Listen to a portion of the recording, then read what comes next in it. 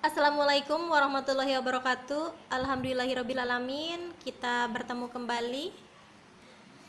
Pada pertemuan kali ini kita akan melanjutkan materi KD2. Pertemuan ini kita akan membahas tentang kedudukan warga negara dan penduduk Indonesia. Tujuan pembelajaran kali ini adalah yang pertama, mendefinisikan pengertian penduduk dan warga negara. Yang kedua, menjelaskan kedudukan warga negara dalam negara. Anak-anak sekalian, silakan perhatikan bagan di bawah ini. Kalian bisa melihat pada bagan yang namanya rakyat terbagi menjadi dua. Ada yang dikatakan penduduk dan ada yang dikatakan bukan penduduk. Begitu juga dengan penduduk. Penduduk terbagi menjadi dua, ada yang dikatakan warga negara dan ada yang dikatakan warga negara asing. Sedangkan yang menjadi warga negara itu terbagi menjadi dua, warga negara asli dan warga negara keturunan. Kita bahas satu persatu. Kedudukan warga negara dan penduduk Indonesia. Kita lihat perbedaan penduduk dan bukan penduduk. Penduduk adalah semua orang yang bertempat tinggal dan menetap di suatu negara. Biasanya dikatakan penduduk ketika mereka tinggal dalam jangka waktu yang lama. Sedangkan bukan penduduk adalah orang yang berada di suatu wilayah negara, tidak bertujuan untuk menetap di wilayah tersebut.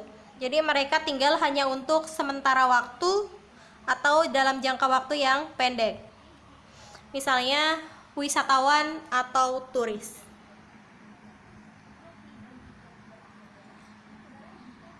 Kita lanjutkan, kita lihat juga perbedaan antara warga negara dengan bukan warga negara. Warga negara adalah orang yang secara hukum merupakan anggota dari suatu negara. Biasanya untuk warga negara ditandai yang pertama mereka mempunyai KTP atau kartu tanda penduduk. Yang kedua, mereka memiliki kewajiban untuk patuh kepada peraturan negara tersebut. Sedangkan bukan warga negara adalah mereka yang secara hukum bukan merupakan anggota dari suatu wilayah negara. Mereka tidak memiliki KTP, mereka hanya memiliki misalnya visa atau izin tinggal.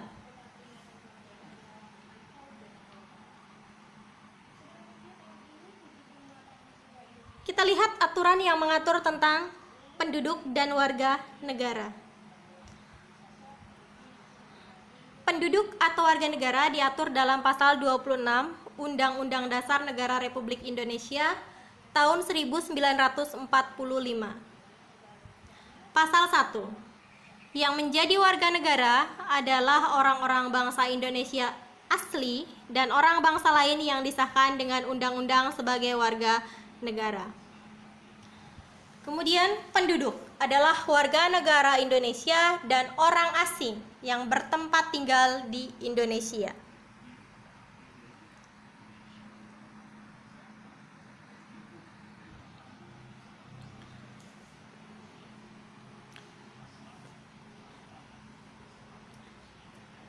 Dalam penerapan asas kewarganegaraan terdapat dua asas.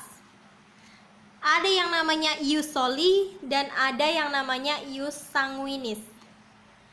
Ius soli adalah penetapan kewarganegaraan berdasarkan asas kelahiran. Ius sanguinis adalah penetapan kewarganegaraan berdasarkan asas keturunan. Contoh, di sini penganut ius soli berdasarkan kelahiran, contohnya Amerika Serikat dan Kanada.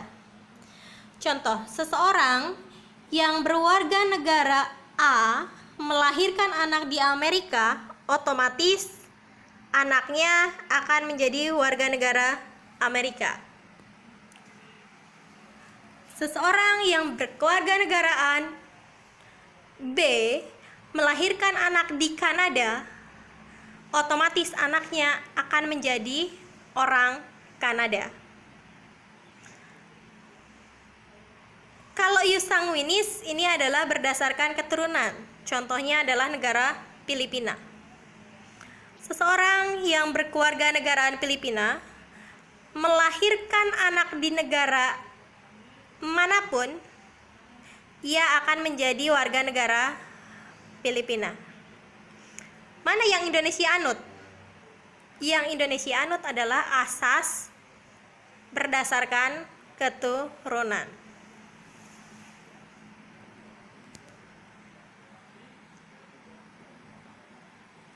Selain dua asas di atas, penentuan kewarganegaraan juga ada yang dinamakan dengan proses naturalisasi. Apa itu naturalisasi? Naturalisasi adalah proses memperoleh kewarganegaraan dengan syarat dan prosedur tertentu. Contohnya apa? Christian Gonzalez. Tahu ya, Christian Gonzalez adalah pemain sepak bola. Menjadi warga negara Indonesia melalui proses naturalisasi istimewa atas prestasi dan jasanya terhadap Indonesia di bidang sepak bola.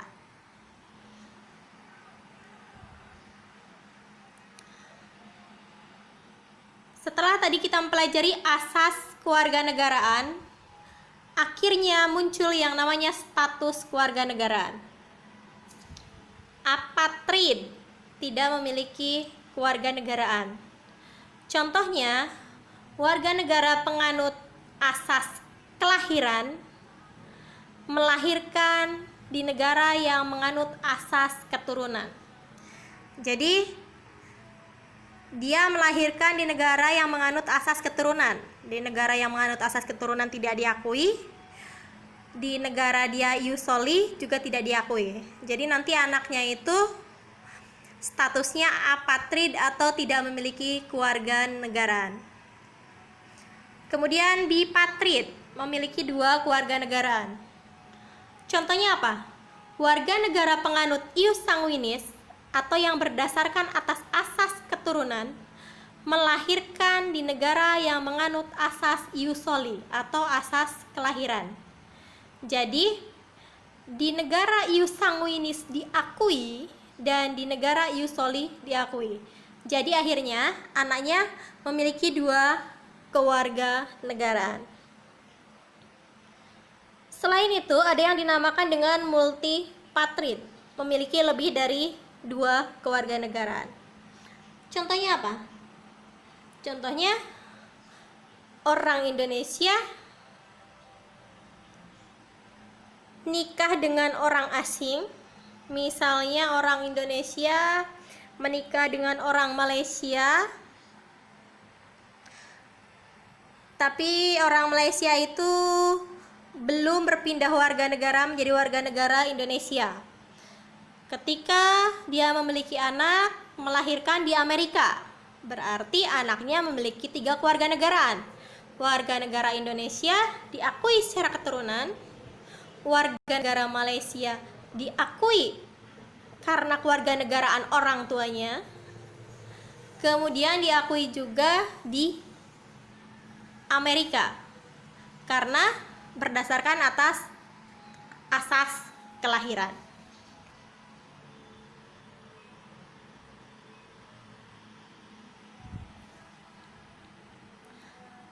Oke, yang selanjutnya, negara Indonesia memiliki undang-undang yang mengatur tentang warga negara, yaitu Undang-Undang Nomor 12 Tahun 2006.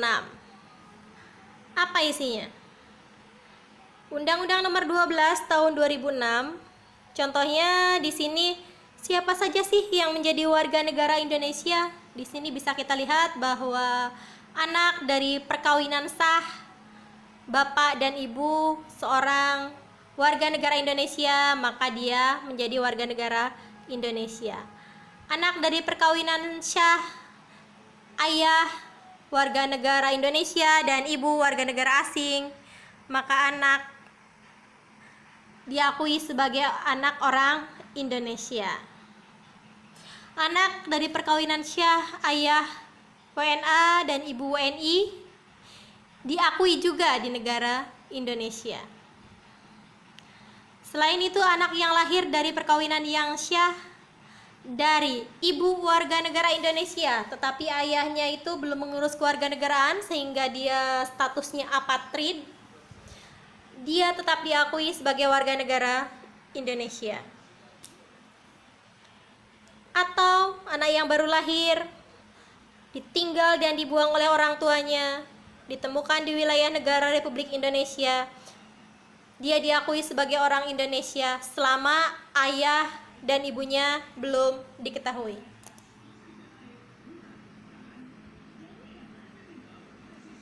Kemudian untuk selanjutnya syarat permohonan pewarganegaraan Indonesia.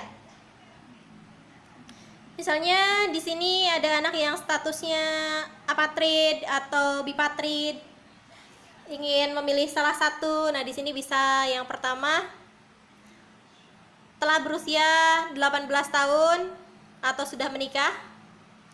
Pada waktu mengajukan permohonan bertempat tinggal di Indonesia paling singkat 5 tahun berturut-turut atau 10 tahun berturut-turut.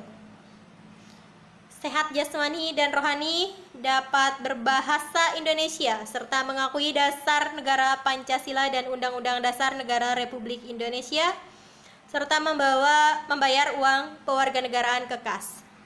Jadi gini, ketika ada warga negara asing yang ingin menjadi warga negara Indonesia, syarat-syaratnya kurang lebihnya seperti ini. Dia bisa mengajukan untuk pindah kewarganegaraan menjadi warga negara Indonesia. Kita sendiri tahu ya bahwa di Indonesia banyak sekali orang asing yang berbisnis di sini dan akhirnya menjadi orang Indonesia.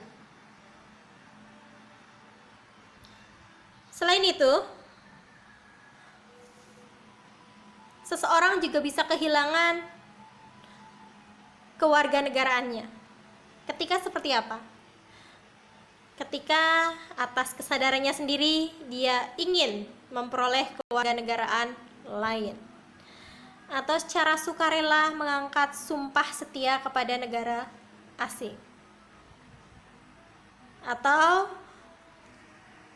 dia masuk dinas tentara asing tanpa izin dulu terhadap presiden.